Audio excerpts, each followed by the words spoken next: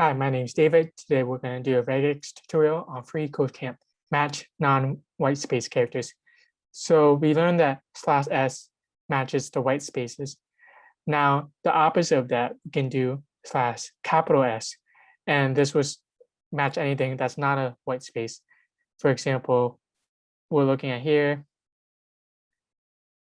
We have a string here and match anything that's not a white space like this. And this creates the length of the array. So it should be 32 times. So for this example, it wants us to change the regex count non-white space to look for multiple non-white space characters in a string. So we look at here. Now we have to do /s and we have to put the global, and we can console log the result.